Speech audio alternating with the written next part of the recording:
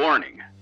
The following podcast is utter nonsense and may cause agoraphobia, kleptomania, insomnia, and oppositional defiance disorder.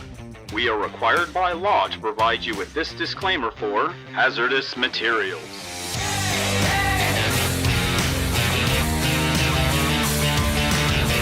America, vote for me. No more taxes. Instead, Schedule 1 drugs at the supermarket free of charge. Canada shall be ours. A handgun for every child. Every one of you is a dream-deferred millionaire. We will blow up the moon, execute the homeless, steal all the oil, make all the money, create all the jobs. Let's get one thing straight. This America, my America, is an America that fucks. See you in November.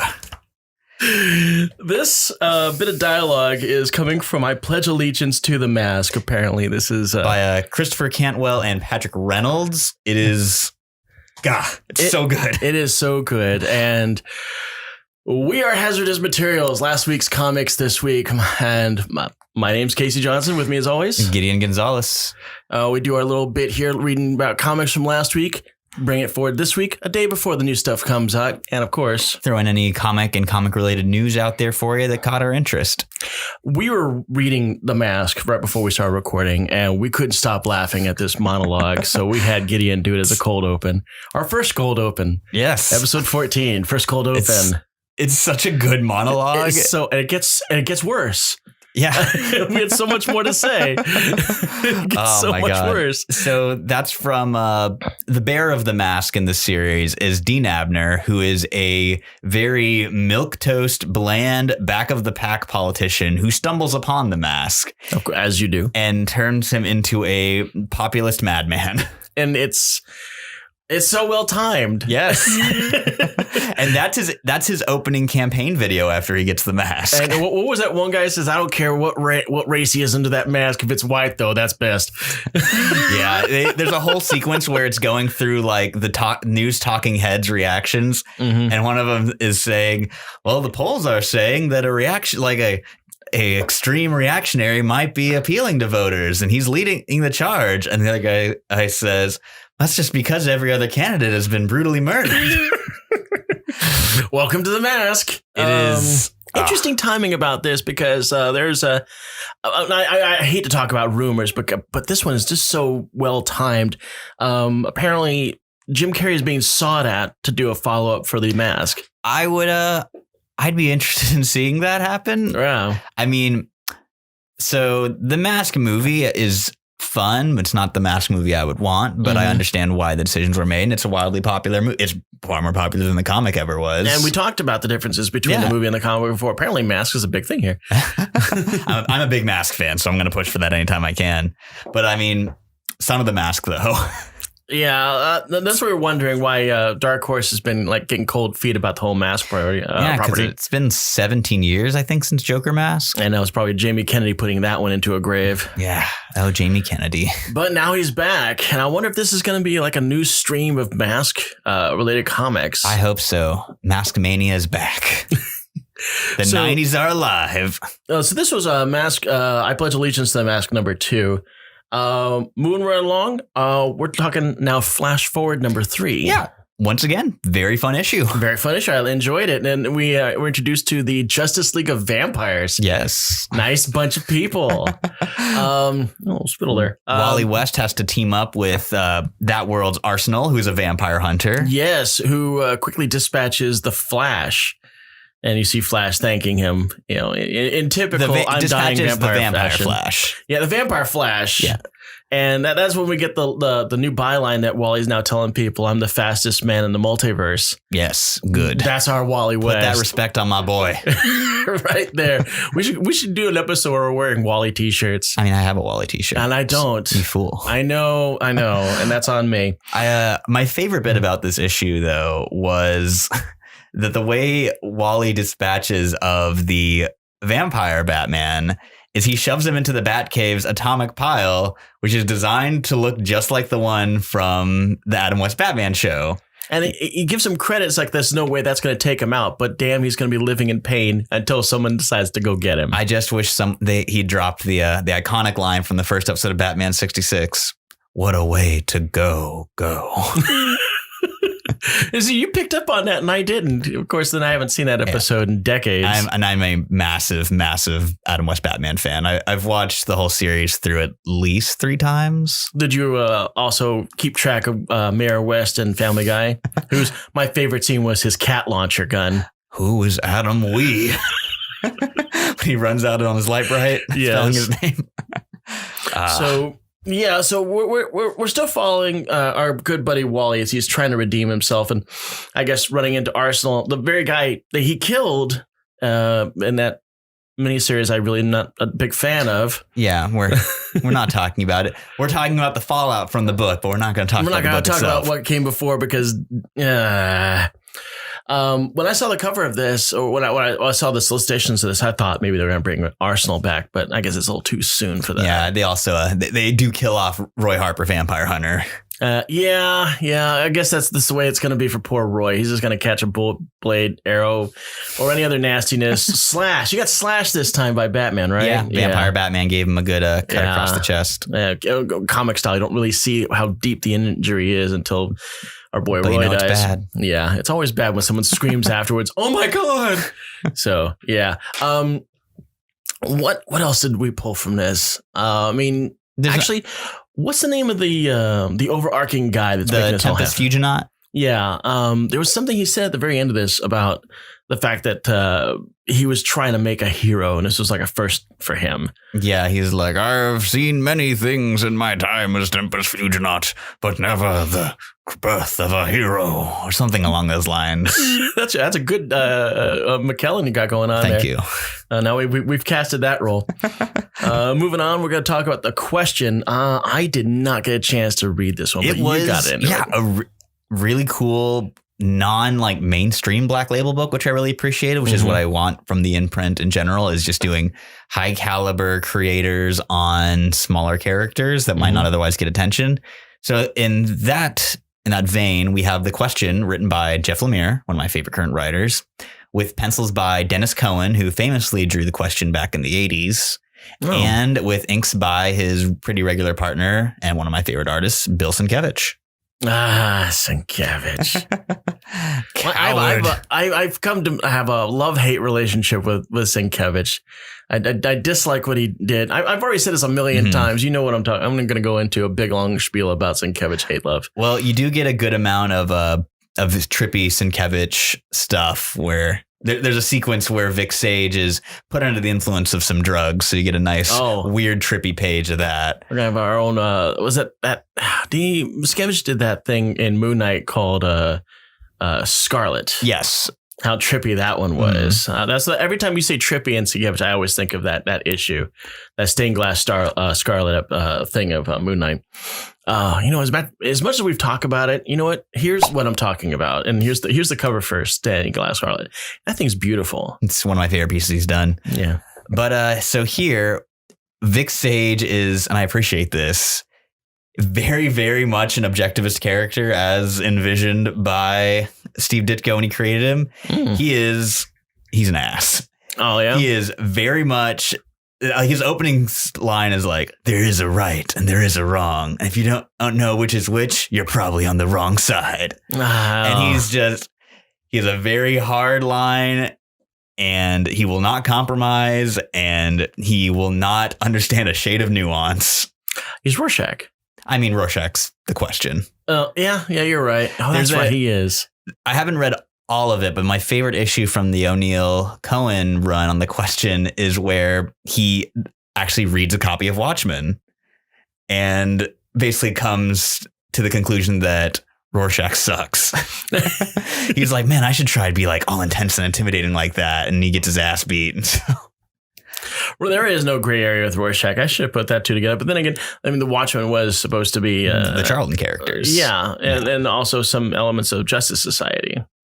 Yeah. The Minutemen more JSA, but like the main characters in Watchmen are like 1-to-1 parallels. Like you've got Rorschach's The Question, Night Owl's Blue Beetle, Dr. Manhattan is Captain Atom, Silk Spectre's Nightshade, the comedian is Peacemaker. Who's Peacemaker? I don't think I've ever heard that one. Peacemaker is a guy with a big shiny silver helmet. He carries around a gun. He works for the government. John Cena's going to play him in the Suicide Squad movie. Oh, that Peacemaker. Yeah, that Peacemaker. It's an old Charlton character. That's going to be hilarious. Oh, yes. I hope he has the big dumb helmet. I hope he does, too.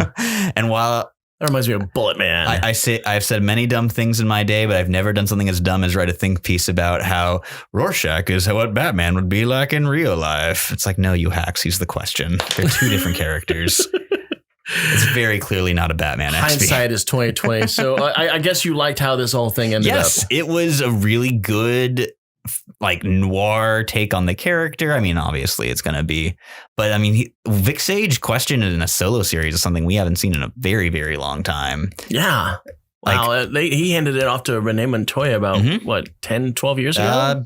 13, I think, in 2006. Yeah. And I love the Renee Montoya question stuff, but this is a very different, I don't want to say it's, okay, I'm going to say it's less grounded because it does involve time travel, in fact. Sort of question mark where it's not 100% clear if it's actually time travel or if Vic Sage is just tripping his mind out. Quick sidebar on that is that Renee Montoya is going to be played by Rosa Perez in Suicide Squad. She's going to be in Suicide Squad? Yeah. Oh. As that character. Are you sure? Because Renee Montoya is in Birds of Prey. I meant to say Birds of Prey.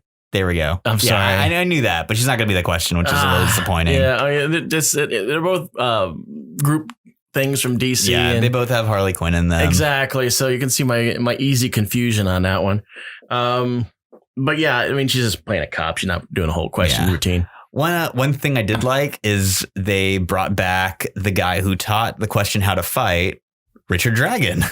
Oh, which I don't remember the last time I saw Richard Dragon in a DC comic. Like I know he's been on the Arrow show. Not since I was a kid. Yeah.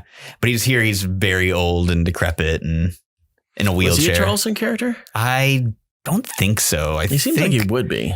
He might have been. The earliest thing I remember him is in the Richard Dragon Kung Fu Fighter book from the 70s. But I believe that was a DC book because Bronze Tiger's in that as well. I was just about to bring up Bronze Tiger and see if he was related to it. Yeah. Bronze Tiger first shows up in Kung Fu Fighter. Isn't Idris Elba's doing Bronze Tiger, right? Yes. That's going to be cool. I'm very excited about that because I love me some Bronze Tiger. Question, real good. And the ending is, because we were talking about how I was like, oh, there's maybe time travel. He does in fact wake up in the Old West. So that's going to be wild. Okay. Funny thing. Loki #5 came out this week, and of course, yet another surprise last issue. Yeah. You only find out in the letters column is the fact that it's over. But I mean, Loki goes back in time to the Wild West, specifically 1911, the last days of the Wild West, and he gets into a bar fight. And I noticed that everybody he's getting into a bar fight are the Nick Fury and his Howling Commandos. Oh, that's pretty fun. Yeah, cowboy versions. Exactly. I mean, you had like Dum Dum Dugan was in there. Did he still have the bowler hat, or did he have a cowboy hat? He had a cowboy hat. Oh, disappointing. They had bowler hats back then. Oh God, what was the guy that turned out to be a Hydra agent? Agent Sitwell. Yeah, Sitwell was in there too, and it was clearly Nick Fury. Although when he took his hat off, he had a big old thing of blonde hair. It was like a blonde Nick Fury. But that was amusing. That's fun. Yeah. Good old Loki caught a bullet in the head, and apparently he can survive that. No, it happens. As you do. Yeah. Yeah. So moving on from Ye Old West, we've got Immortal Hulk. It's an Immortal Hulk week, so you know it's a good one. Yeah. Well, it's a semi-good one. We do get some Hulk action in this book, but it's nothing eye-opening, gross, or nasty. Because now that's you brought a particular thing to the game, and now we want it every time we get it. I want to open up Immortal Hulk, and I want to see something truly horrible. I mean, the Abomination arc just went so ham on it. I think they're like, all right, let's give him a rest before we really hit him again with it. I just think they've raised the bar on what is expected of this book, and when you don't get it, you're like, well, maybe next week. But I really love all of the political and societal stuff they're dealing with, where Dario Agger, the CEO of Roxxon Industries, his treasure, the Minotaur, his treasure is not all of the oil. It's all of the information that he mines from people. Yeah, apparently he's got a data center on the West Coast, which, for all his bravado, that's apparently his weakness. Yeah. He's got like trillions of bits of information, like Facebook level information on this server. And he's like, it's perfectly safe. And Immortal Hulk just goes straight after it. Just smashes the hell out of it. Yeah. And while he's talking about it, this happens. Yeah. It's like, well, no one's going to go after that. I've got 4 of my berserkers on this and it. And we'll use those berserkers to go find the Hulk. It's like, no, sir, the Hulk has come and found us. He's trashing the place. And to that, Agar grabs one of his employees that he's talking to and just squeezes him. And because he needs a stress ball. Yes. I apologize, gentlemen. I need a stress ball. The entire issue, this small elderly man is sitting next to the Minotaur, and you could tell there was a setup. It's like any minute now he's going to die horribly. I could just see it. So when it finally happened, it's like, there's my payoff. Beautiful. There's my payoff. Now I'm not gonna eat lunch now. But speaking of beautiful, the ending where it's revealed that Devil Hulk is starting to develop a tolerance to the sun. Yeah, gorgeous page of him looking at the sunset. So is that a good thing or a bad thing? Well, we'll see. Actually, funny story. And Marvel's solicits came out today for February. Oh, yeah? And they teased a living Hulk. The whole thing is like, you've heard about this scary devil Hulk who's been coming out at night and breaking things. Mm-hmm. Well, here's we have a new Hulk for you, a friendlier, softer Hulk, the living Hulk. So I'm curious to see if this is like a new Hulk persona or if this he has is sandals. He's going vegan. He's a chill Hulk. He's a real vegan. Yeah. And I will say this again, speaking of beauty, Alex Ross's cover for this issue was amazing and had me totally ready for a Minotaur and Hulk throwdown on Wall Street. I kind of like what we got here better though. It was a nice, smart issue of Immortal Hulk. Now this is issue 27. So that means we've got 27 Alex Ross pieces out of this. Marvel is spending some money on this thing. I said it once and I probably said it actually 5 times then, but I will keep saying it. I think it's the best work of his career. Like easily. his Hulk covers, they're so gorgeous. They've got such high concept stuff. It's him going into territory he's never worked in before. It's like the Hulk and Hell covers, I think, are the best things he's ever painted. They're just phenomenal. I think he probably thinks the same thing, and we're probably gonna get like a big art book of just these covers. God, I'd buy it. I never buy like cover books, but I'd buy Alex Ross's Complete Immortal Hulk. I've also said that I would never buy a cover book, but then I bought the Preacher cover book because of Glenn Fabry's work. Yeah, those are pretty gorgeose. They really are. And you can leave the Arseface #1 page open for guests. So right on your coffee table. I don't know if anybody's seen Arseface in the Preacher TV show, but the Arseface in the comic books is so much worse. So more gnarly. Oh, yeah. His face is so much more messed up, and he's in a constant state of drooling, which you really only get in the very last episode of the Preacher show, the good old Arseface drool. But yeah. Oh, the more we talk about it, you know what? I'm throwing it up. Check out this cover. this awful, awful man. Or this boy, this poor Arseface. Man, if the mask monologue didn't get us marked not safe for work enough. Yeah. This is definitely our not safe for work episode. Oh God, he's really that hideous. Yeah, it is a butthole for a face. So moving on from that though, I jumped on to a book that I've been meaning to get on, but it's always been a little too crowded on my pull list. But I was like, you know what? I'm interested in this arc. I like the creative team. Let's jump on to Captain Marvel. Yeah, and brought you over with number 12, the Dark Carol Last Avenger arc, written by Kelly Thompson as always, with art by Lee Garbett. This is a badass fight issue. It really is. And with fight issues, you're going to consume it very quickly. Yes. This is a 5-minute book. Yeah. Easily. But it's an awesome 5-minute book. It's an awesome 5-minute toilet book. I guarantee you. If you're going in for a squat and you want to read a comic book, take Captain Marvel 12 with you. That's not meant to be disparaging. No, not at all. It'll be the best shit of your life. This whole book is a fight. Yeah, just between Captain Marvel and Thor, and it's a throwdown. Beating Thor's ass all over the planet. There's a 2-page spread where it's like big panels, and each one is labeled as a different continent. It's like Greenland, Kansas, Oklahoma. I was like, damn. Yeah, and it ends with her presenting her master with Thor's decapitated head. Yeah. We don't know how Carol got to this Dark Carol point. No. We do know that Vox from Death of the Inhumans is back, and I don't quite remember what that guy's deal was, and I don't care to remember. I'm assuming it'll be in the next issue. Because I've never had an interest in reading any Inhuman books. Yeah, there's some good stuff from time to time, but Death of the Inhumans was a pretty bad cop-out book. Really, was it? Yeah. Did they die? No. Of course not. Triton died, but who cares about Triton? Who cares about Triton? Yeah. He's the lead of a bunch of pretty lame characters. He was the lamest. Yeah, he was a Green Kirby-esque Namor. Yeah. Not even a good one at that. No. Marvel had a good Fishman. They didn't need two. We didn't have Fishman on the moon.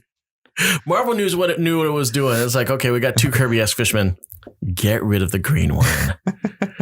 The one with the scales. We can keep the sexy one. Yeah, we can keep the sexy one. But then Shape of Water came out and they were like, damn it, we lost the sexy one.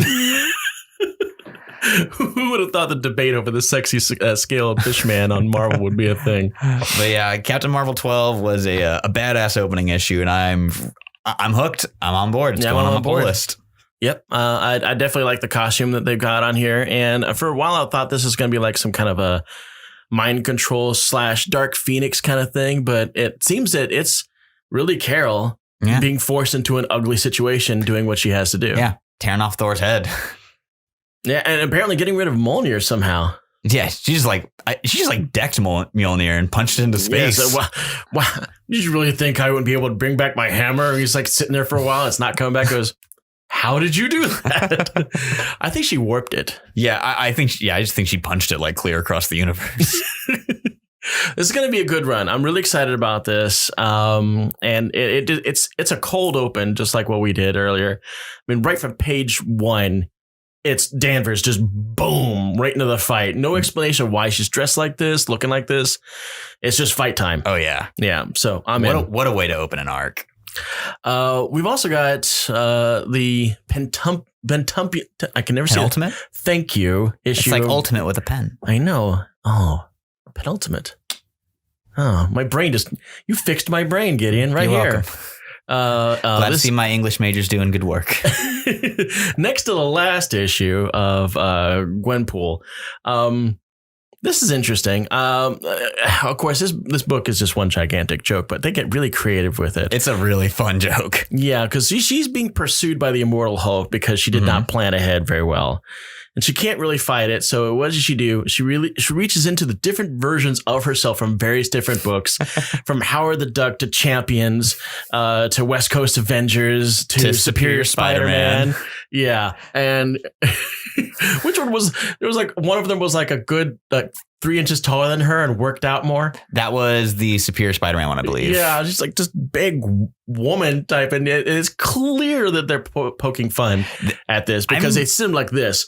And there's like that size difference. I'm really impressed by how well David Baldeón imitated the art style of the other Gwen artist, because you've got him Marshmallow Gwen. Yeah. Doing a perfect Gurihiru. You've got him doing a pretty damn good Humberto Ramos with the Champions Gwen. Yeah, I noticed that too. Hard ink lines on that one. The Mike Hawthorne style Superior Spider-Man Gwen.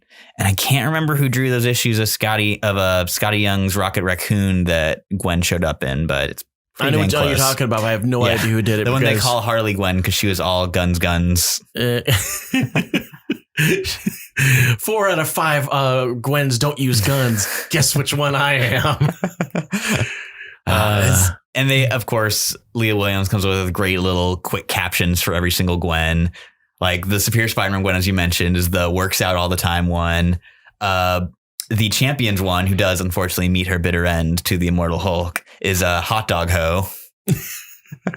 Hey, and they also gave an entire page sight unseen to the creator of Gwenpool. Yeah, do as he pleases. Chris Hastings comes in and scripts a page of him showing up as a face in the cloud. Yeah, bringing up jokes that he wished that fans had gotten back when he first created it, and no one did. Your father's name is Deadpool. It's just like, no. And just some food for thought. If you come from the real world, how was I able to name your parents? There was also, oh God, I'm trying to think. Oh, she put her finger on what the villain of her book is, and the villain of her book is Marvel. Yeah. It's like they're trying to cancel me. And this is my one chance to be relevant so they won't get rid of me or retcon me. And in that fashion, the final boss of her battle royale she set up is going to be her good friend Kamala Khan Miss Marva. Who eliminates Miles by doing the slap game with the hands. That was one of my favorite quick jokes. Was Miles gets distracted and is like, man, can you believe how bad some of these people want to win this? And Kamala goes, and gets him.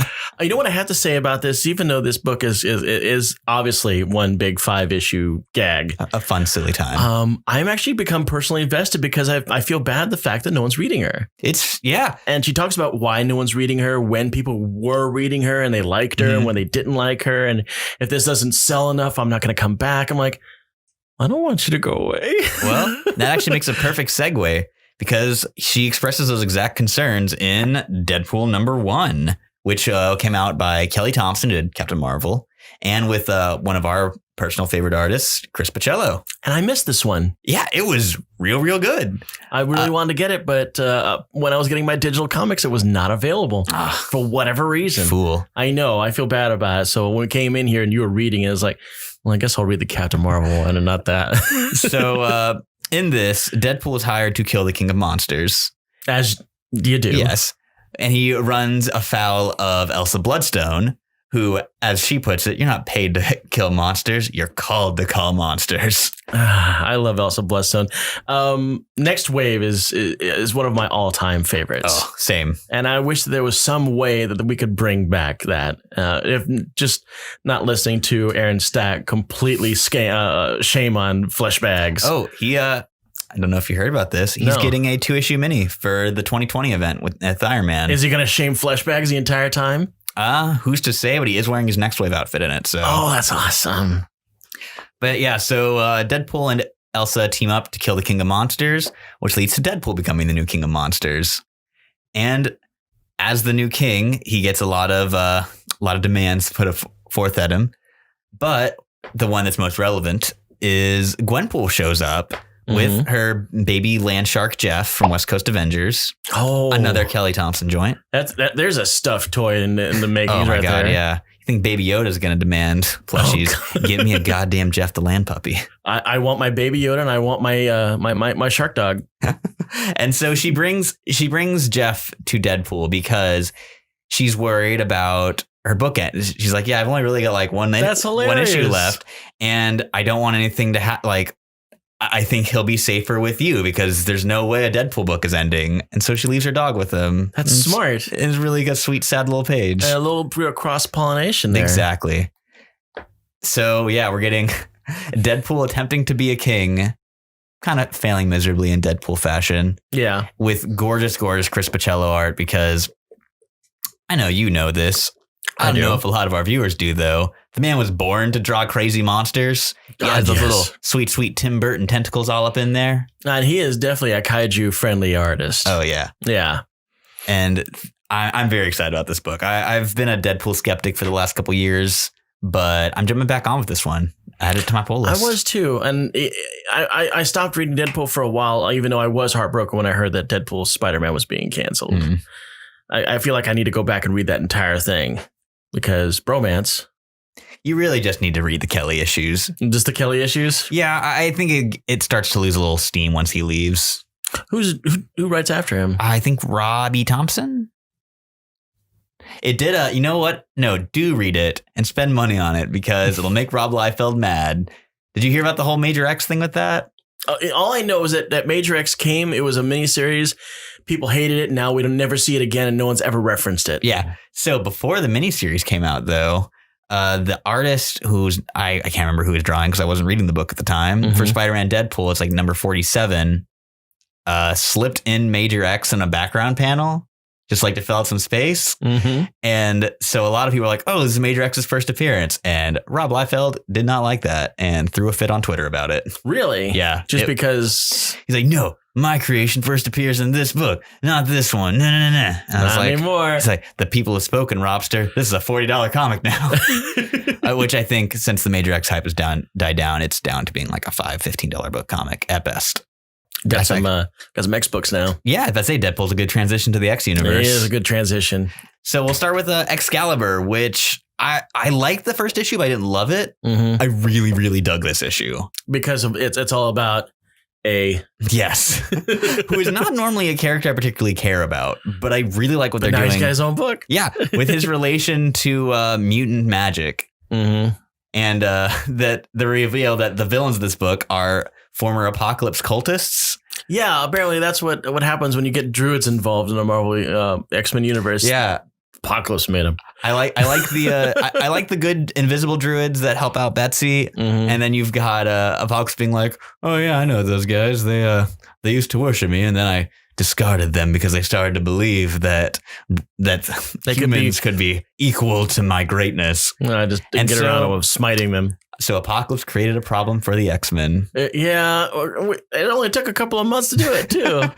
Way to go! I really like all the stuff with Jubilee and Shogo. I thought that's really sweet. I am, for the first time ever, actually interested in Betsy Braddock as a character. I am too, and I enjoyed the fact that she actually put on the helmet this issue. Yeah, that was in her little weird dream sequence. That was very fun. And our boy Shogo, apparently you got to do something with Shogo so he can remain safe, because this is a baby we're talking about. So what do you do when you got a baby and you want to keep it safe? You turn into a dragon. Obviously, duh.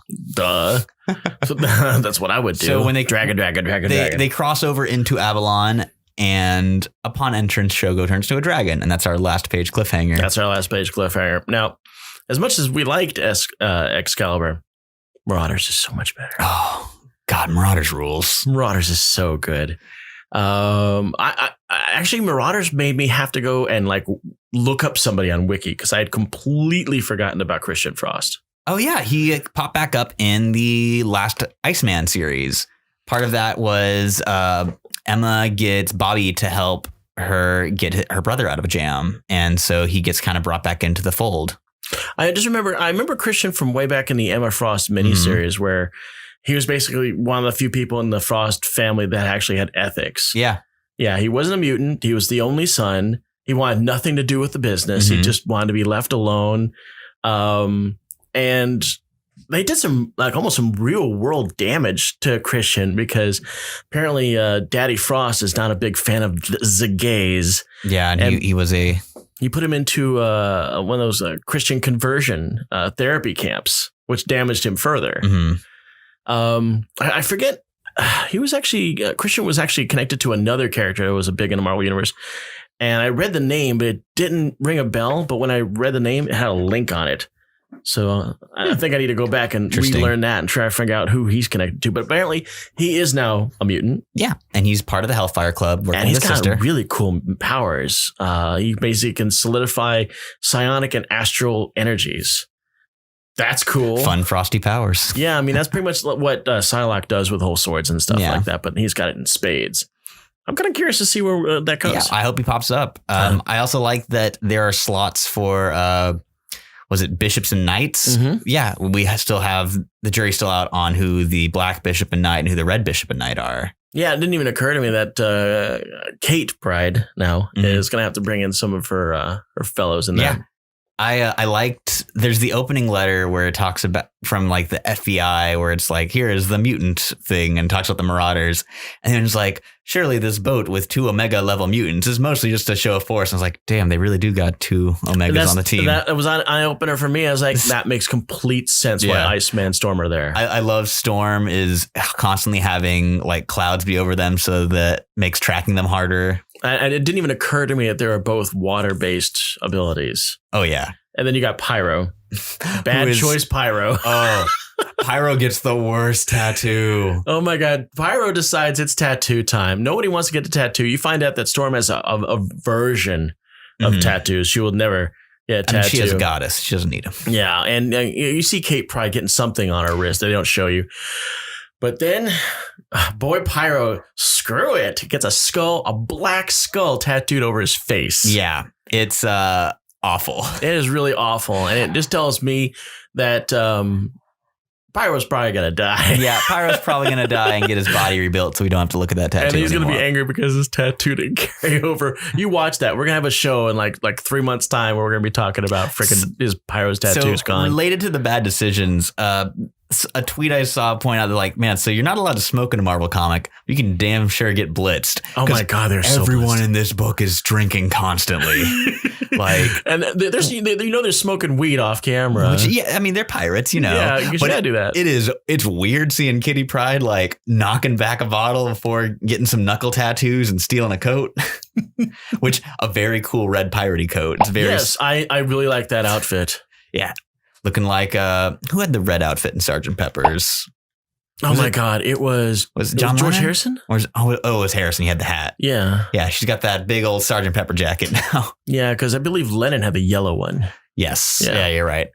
I do really like the entire non-piratey section where it's just Emma revealing to Shaw, it's like, yeah, I know you've been like doing crap behind my back and I'm taking retaliatory action. Also, I've just kind of been like messing with you this whole time. You don't actually get a vote in anything.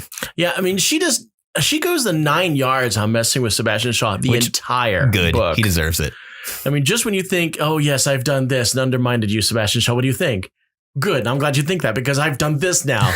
Now I've also done this. By the way, I've done this. I'm very glad we got a whole issue of just Sebastian Shaw humiliation conga. Because one of the things that kind of bugged me when all the Dawn of X stuff was starting was Shaw getting brought back so quickly when we had that amazing Emma Frost one shot that was just her taking over the Hellfire Club from him. So I guess this is kind of a reminder that the status quo is very quo. Yes, like Emma Frost is still the HBIC. She is still running shit. Exactly. Now, every time a Marauders thing pops up, I'm a big fan of the old Marauders from the Mutant Massacre, and all of them are actually on Krakoa. That's what blows my mind. Yeah, all of the Marauders are there, and they're playing ball. By playing ball, I mean they're not being villainous. So when are they going to start cropping up in some books? Probably around the same time the Nasty Boys do. You know what? This is going to be our contest. Who pops up first? Your Marauders or my Nasty Boys? Let's have a gentleman's bet. We'll bet $1 on this that the Marauders pop up before the Nasty Boys. That sounds good to me. God damn you, Marauders! Don't fucking make me lose $1. My name is Slab. I'm a nasty boy. I hate you, Slab. Love the Nasty Boys. It would be cool, though, if they actually got one of the Marauders on this. Like, Harpoon would be perfect for this. He'd be great for this, even though he's a complete piece of shit.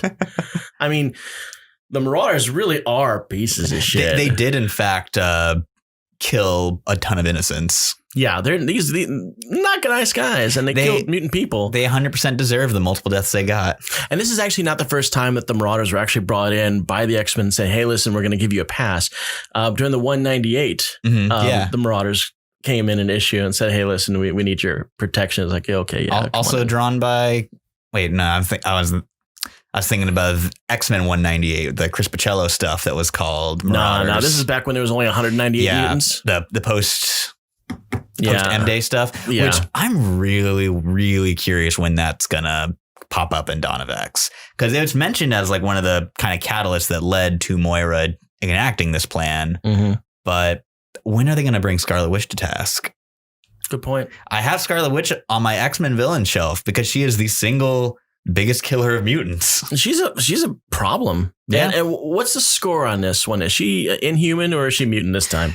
I think last I checked the story, they're not Inhumans, they're high evolutionary experiments. Oh, jeez. But I'm like, if they're high evolutionary experiments, why don't they have horse heads? Yeah, exactly. Why aren't they animals? Maybe they have other horse things that we don't see. Oh, God. Oh, my God. We are, of course, referring to hooves because Quicksilver's so fast and he's got horsepower. Oh, I was thinking nads. Quicksilver's got horse nads. I'm going to put other... Wolfman's got nards. I love Monsters Incorporated. Monster Squad, that's right. Yes. I saw there was a little kid that came into the store the other day with a Stephen King Rule shirt, and I was like, that's the best thing I've ever seen. There's a Funko Pop that's actually coming out for Stephen King. Yeah, a couple of them. Yeah, this one's got like it's a limited release one. I'm going to show it to you here.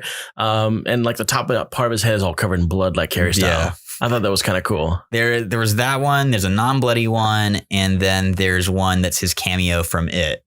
What I just want to know is when do I get one of a movie moment of his all-time classic cameo in Maximum Overdrive? I knew you were going to bring up Maximum Overdrive. Honey, the machine called me an asshole.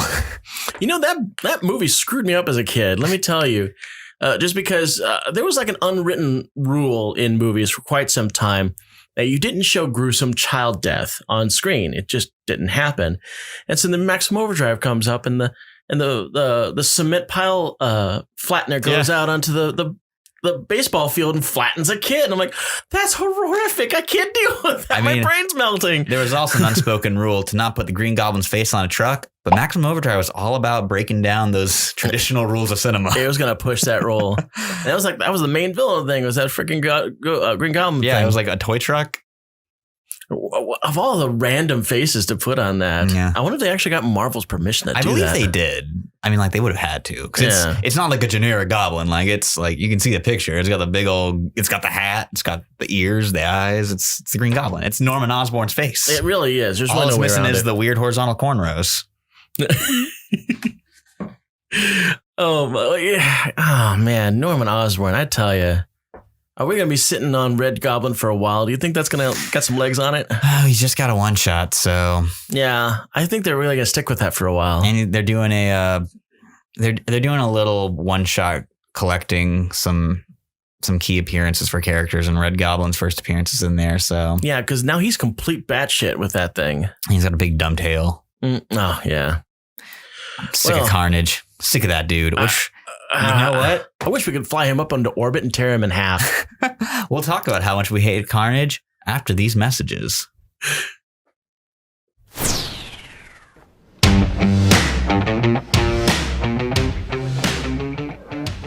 Hey, welcome to episode 14 of Hazardous Materials, last week's comics this week. This is Brooke with Haphazard Fiction, coming to you with a little bit of news. Just wanted to let everybody know that we will not be recording this week due to the Thanksgiving holiday, Black Friday shopping season, so we will probably be partaking in all of the madness. Hope everybody does have a happy Thanksgiving if you are listening in the U.S. or if you're outside the U.S. Happy whatever day it happens to be that you're listening to this. Wanted just to remind everybody that, as a growing podcast, we would love feedback. We would love subscribes. We would love your likes. Anything you can do to support us would really help. Tell your friends if you're coming to us from the comic community. Let your friends know about us. Love to get their feedback, because and every person that listens is a person that can help us grow. So thanks again for tuning in to us, and I take you back to Casey and Gideon with Hazardous Materials.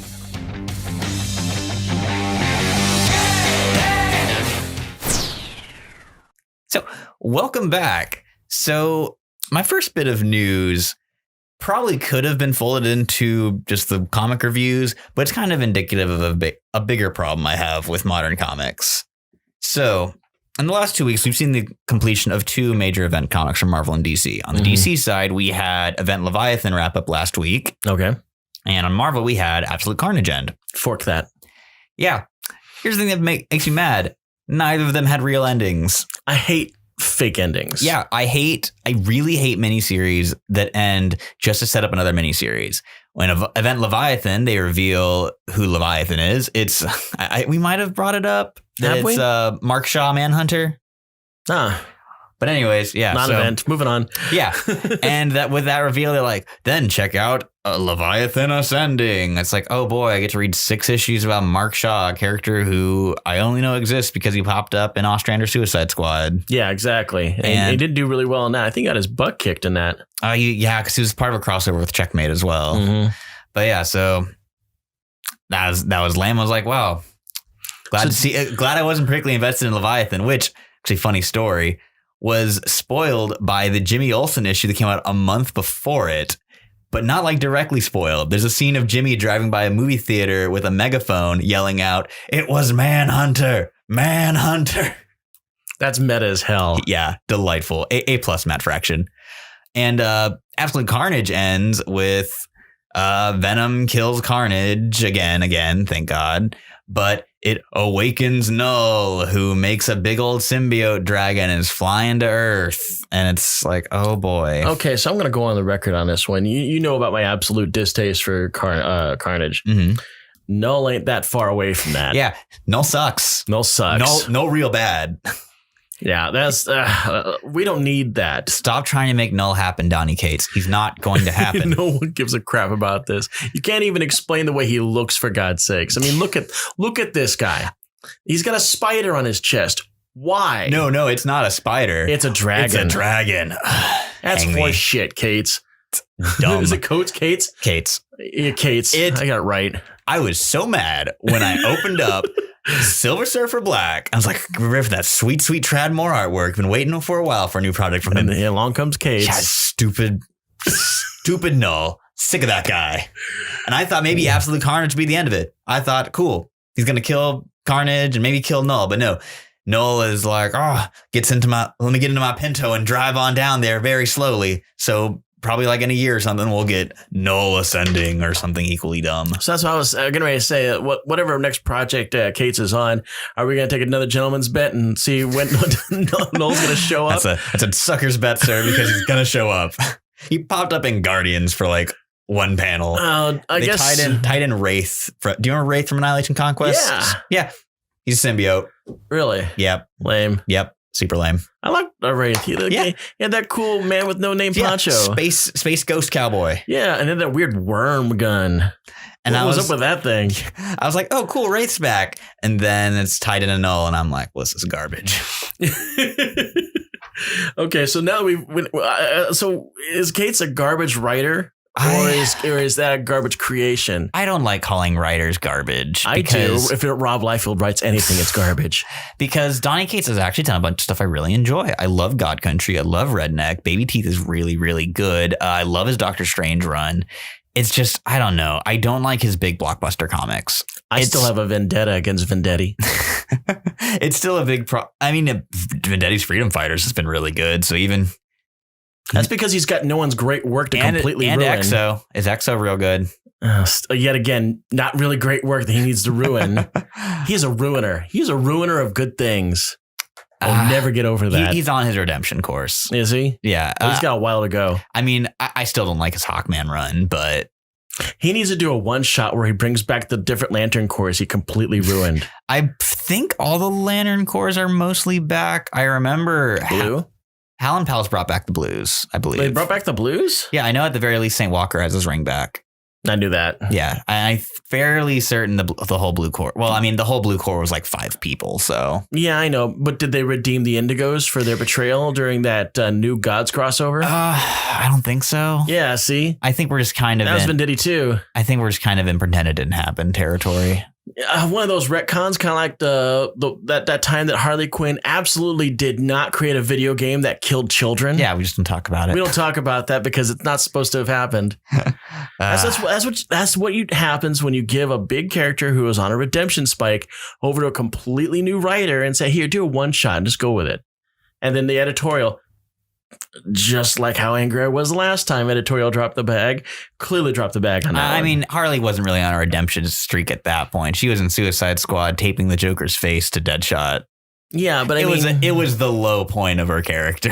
Yeah, I mean, she outright made a Game Boy game that killed children. And I think that one shot's actually why they wanted to do a redemption thing for her, because they were like, oh, damn, we went way too far with this. Way too dark. Yeah, so they're like, okay, we gotta swing the anvil back around. You notice they've never brought it up since? Oh, yeah, because it's stupid. It was bad. God, who wrote that? That was Matt Kent, who's a writer I normally really, really like.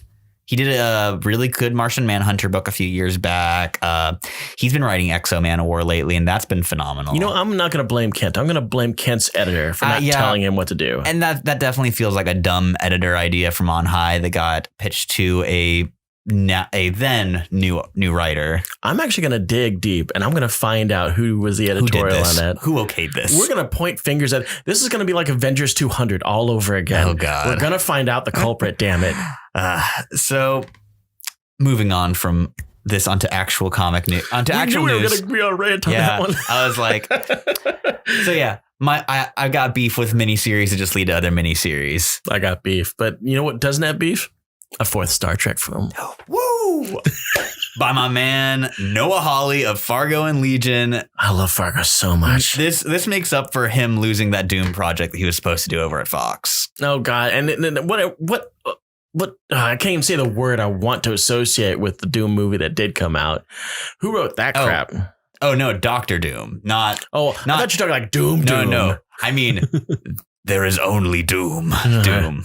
I love soliloquy. Third reference. Doom. Doom says this. Doom says that. Doom does not agree. But yeah, he was gonna write he was developing a Doom feature that got axed during the Disney and Fox merger. Oh, but now he's developing a Star Trek movie with Chris Pine. Well, if they all sign on for it, the Chris Pine cast with them in mind, it's being written. Yeah, I mean, the way that they're advertising it sounds like Chris Pine is already on board. Which I hope so. Because, I mean, he jumped the ship when they were trying to do a fourth film like 2 or 3 years ago. Mm-hmm. Him and Chris Hemsworth. Yeah. That is the correct Hemsworth, right? Yeah, that was Thor, in fact. Yeah, because they want to do, I guess, a time Kirk. Travel film? Yeah, because that worked out so well for Generations, right? But you know what?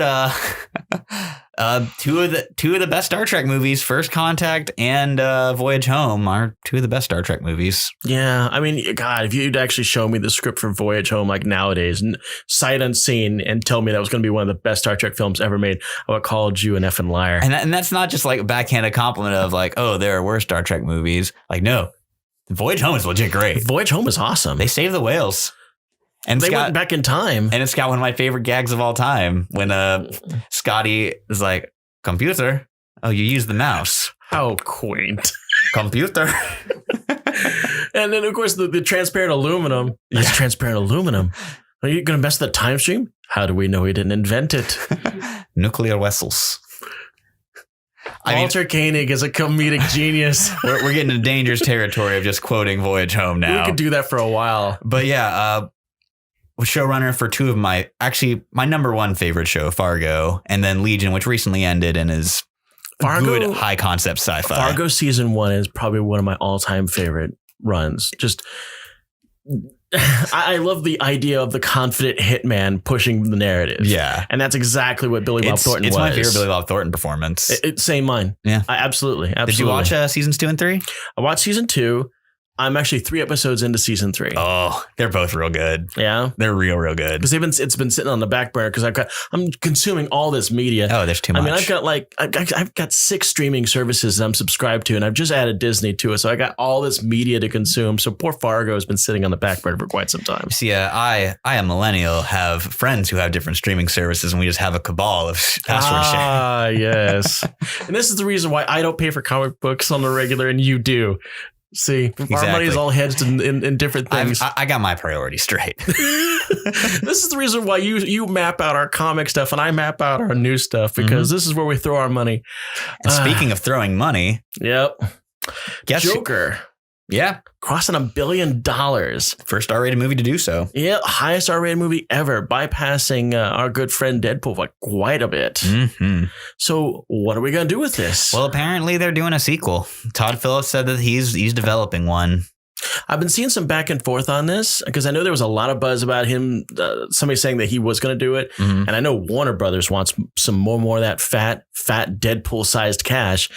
But now I'm seeing that there's rumors. Well, not rumors, but there's they're saying he's not committed to it at all. So who knows what's going on? All I know is that it's just a matter of Warner Brothers going, hey, here's this paycheck. Here's that paycheck. Of them just bagging up a couple extra trucks to him and Joaquin's houses. I actually did not see this coming. I expected Joker to do some moderate level, $50 million. I did not expect $1 billion. I mean, Joker is like, I feel like it's not a hyperbole to say he's the most popular supervillain in the world. I did not see the juggernaut of that coming. I mean, I swear that I was totally blind to this. And I even told you I thought it was going to make some big money and it was going to be successful, but I did not have the foresight on this one at all. It was none of my money because I still haven't seen it. Really? Yeah, I just haven't gotten out to go see it. I threw ducats at it. It was an enjoyable afternoon. That's what I hear. I should probably go out and go see it, but at this point I'll just wait for a DVD release. Which, moving on from there, of home entertainment, we got actually an intro for the Hawkeye show. Yeah, which 2 years early. Yeah, really weird. I was really surprised by this. When I heard about this, I was like, that's got to be fan made. There's no way that's legit. I mean, we're not going to see Hawkeye until at least 2021 and in the summer of 2021. Yeah. But boom, there it is. With gorgeous David Aja inspired visuals. Yeah, it looks like the Matt Fraction books are like animated. Mm-hmm. It looks great. And it's clearly classic Kate Bishop in this. Yes. I'm really excited about this. But will she have... I've got goosebumps under my will hoodie. She have the dumb hip window? You know, always thought that was a terrible design choice. Yeah, well... I didn't even know about it until you brought it up. I actually had to go back to my brain and think about it. She got hip holes. Yeah, I guess they were just trying to make her look different because she was like a one color thing. Yeah. She was just purple. And then again, like David Aja did great work in giving Kate a variety of really cool outfits throughout that Hawkeye run. Yeah, she's always got that flowing scarf thing. Yeah, I like that. She has like different details. Like she'll have different hats. She'll have different shirts. I truly hope they take a lot of notes from Matt Fraction's run on this miniseries. And I need to have the tracksuit mafia saying bro we need constantly. Tracksuit Draculas and we need Pizza Dog. Yes. I demand a 45-minute adaptation of Pizza's My Business, one of the single greatest comic issues of the last decade. Pizza Dog is a necessity for this. So in Fraction Aha's run, there is an issue completely from his dog's perspective, and it's done in a muted color palette to imitate what a dog's range of vision looks like. There's not no dialogue. You see like scribbled in the speech balloons the words he recognizes. So like he'll see dog. He'll see like pizza or good boy. Because he's a good boy. Yeah, he is a good boy. And the way they visualize sense is through pictographs. It's just a really ingenious work of comics. Matt Fraction, I cannot shower enough praise on Matt Fraction's use of Hawkeye. Now, just from an artistic viewpoint, but completely acknowledging his handicap and the heavy use of ASM. Yeah, the ASL issue. Mm-hmm. Sorry. Yeah, David Aja does an amazing job of drawing all of the signals. Mm-hmm. I completely forgot what the proper word was. It shows you the actions that he's doing. Yeah. A little blurb on what they mean. Use speech bubbles with like not without dialogue, just with yeah. I actually when they did that issue, I had to go and research to figure out what they were saying in there because my ASL is so bad. And that's actually sad because I've got people in my family who are knee deep in the ASL community, both teaching at and schools that only deal with the deaf. And so like both of my cousins are like completely fluent with ASL. Oh, wow. So that's something I've always wanted to pick up on my own. But then again, maybe you should ask him for help. Stinks of effort. But yes, very hyped for the Hawkeye show. 2 years is far too long to wait.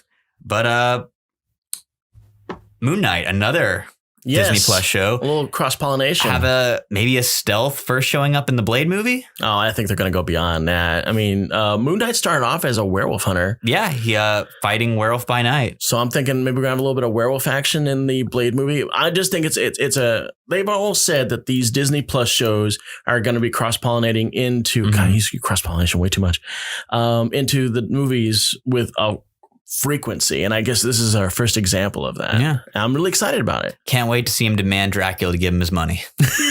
Give me my damn money, you nerd.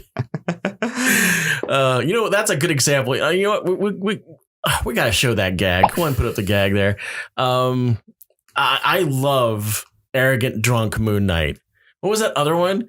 Get out of here, you drunk freak, or something like that. That's the one where he They use a West Coast Avengers panel where he's on the screen and he says that Dracula gave him that number, and they're like, Dracula's not even an Avenger.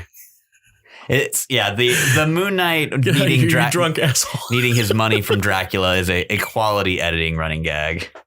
Not an official one. They're fan made edits, but they're great. They are fan made edits, but I would read an entire graphic novel of Moon Knight trying to get his damn money from Dracula. Oh God! All right, so yeah, moving on from that, we got Stargirl, one of the shows that's going to be that's happening on DC's DC Universe, DC Universe's subscription service, which is the one that I pay for. Yeah, in my cabal. I also have it. I got it right about the time they announced Swamp Thing, and then like 2 weeks later they canceled the show. So I'm still mad about that. Yeah, I am too. But it was a great show while it lasted. Because I know you're a big Swamp Thing fan, yes. and I saw the production value on that show was really high. So I was like, I'm in on this. Absolutely gorgeous. So I think they did this because they really want Stargirl to be part of the whole CW gang. I mean, part of the Crisis. Yeah, she is like, she's Jeff Johns' baby, and Jeff Johns has been working like crazy on this show. It's why all of his books have been so one of the reasons all of his books have been so heavily delayed is because I believe he's showrunner and directing several episodes as well. Isn't the Titans also showing up on the Crisis crossover? I don't believe so. I don't. You think? Because I've been hearing weird rumors of all kinds of shows. Stargirl is maybe because they're getting Black Lightning in on it. I've already seen footage of that one. Yeah. But I mean, I've seen Tom Welling's footage. So still ain't wearing a damn suit. No, he's not. What's up with that? Maybe they're saving it for the episode. I wouldn't be surprised if he doesn't wear it, though. I saw the last episode of Smallville. My producer is a big fan of Smallville. And that's the reason why I watched it is because you kept telling me it was actually a decent show. And I was like, when is he going to get the damn suit on?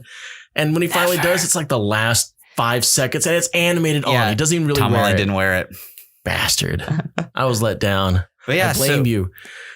So Stargirl apparently can be introduced in Crisis, then have her DC Universe show, and then they're going to play reruns of that show on the CW. Yep. So that's kind of interesting also seeing that, I'm going to use your magic word, cross-pollination. Cross-pollination. That's the $5 word of the day. Definitely $5. I would say let's call the episode cross-pollination, but you know what? That would get no clicks whatsoever. It's true. It's like, oh, hey, look, it's a show about cross-pollination. I bet it's about bees and crap. Some bee enthusiasts. We're not watching bee enthusiasts talk about cross-pollination. But we do have one last bombshell. One last one. This was we kind of spied that there's something going on here. Yeah. It hasn't happened. The big thing, the shoe is not dropped. Yes. But we feel like the shoe is in the air. There's a sock. There's a sock action. But a lot of people talk about this Snyder cut like it's real. And now it's turning out the entire Justice League cast has all tweeted that, hey, let's see that Snyder cut, including people who still have a vested interest in DC. Like Gal Gadot and Jason Momoa, who I love. Now, I spent a good 2 years saying, you people are crazy. There's no way they'll release the Snyder cut. A, he left midway through production, and B, like, there's still tons of unfinished effects. But, you know, having a streaming service launch is a awful big incentive to pour some money into something dumb. You know, if they're also going to spend some money, what they could do is completely unsaturate Man of Steel. That'd be fun. I would love to see some bright colors in Man of Steel. I think that would actually make it a better film. Maybe. I mean, I'm a pretty ardent defender of Man of Steel. I love Man of Steel, but I've also seen what Man of Steel can look like. What it was supposed to before they saturated it. I should explain what I'm talking about. Man of Steel, if you've actually watched it, is dark as all hell. But if you actually see some of the footage, some of the photos that came from the shooting of it, his suit is very bright. Everything we're dealing with bright colors, bright skies, bright blues. But then when it came down to do like color correction, everything like that, everything looked like it just got mud thrown on it. It just became a dark film. Yeah. And I really think gray. I think that Man of Steel would be a better film with a brighter blue and a brighter red on the outfit. Yeah, I can see that. Like Justice League's suit looks gorgeous. Yeah. Which now I'll go to bat for Justice League. It's a dumb mess of a movie. It really is. But it's fun. It's got some of my favorite Superman stuff ever in film. Yeah, even with even with his terrifying lip. But Batfleck, I still swear by it. He's best Batman, best cinematic Batman. It's best cinematic Batman, and God, I'm sad that we're not going to see it anymore. Now, granted, I think that Pattinson is going to do great. I'm so excited for the Batman, but I could have dealt with at least one more Batfleck. Me too. Batfleck versus Deathstroke would have ruled. Yeah, but you know what? I think maybe he knew what he was doing. You know, leave him wanting, right? Yeah, and like I know there's a ton of stuff going on in his personal life, and there's really been taking a toll on him with the Batman role. So I respect Ben Affleck for getting out when he did. Yeah. I wonder what his script looked like. Maybe who knows? Maybe we'll get it released at some point. I want the Snyder cut of Batfleck script. Give me the Affleck cut. The Affleck cut. Give me the Affleck. I mean, we know he's cut as hell. Yeah. So with that bit, we have plumb run out of stuff to talk about. Yeah. But you know what? We're still a nascent show. This is show number 14. Still waiting for the big YouTube dollars that have not quite yet arrived, but help us get there. Like us where you see us. Check us out on Patreon. We've got a super secret episode still waiting for people to check out there. What else we got going on? We got an Instagram where we're sending all the images that you've seen on this show to there. So if you kind of want to see what the hell were they talking about with that mask thing and that what was he saying there? It's going to be on the Instagram. Hazmat Show is our Instagram thing. What else we got going on? You could leave us a review. Yeah, always nice. Yes, please. I like those. Leave us comments. Yeah, let us know if we rock and if we suck. I mean, it's YouTube. It's what you're supposed to do in the first place, right? And tell your friends. Make them watch us, even if we hate us. Yeah. Especially if you hate us. Especially if you hate us. The hate crowd. That's where we're going to get our money for on YouTube. Is the hate crowd. $8. Thank you for your sweet $8. Donnie Cates, please don't hate me. You know what? I think you're an all right guy, but I just don't like that null boy. I think you suck. Yeah, come in and tell me how much I suck because I'm just running a podcast. Point and counterpoint. Well, I think it's going to do it for this week. Indeed. See ya.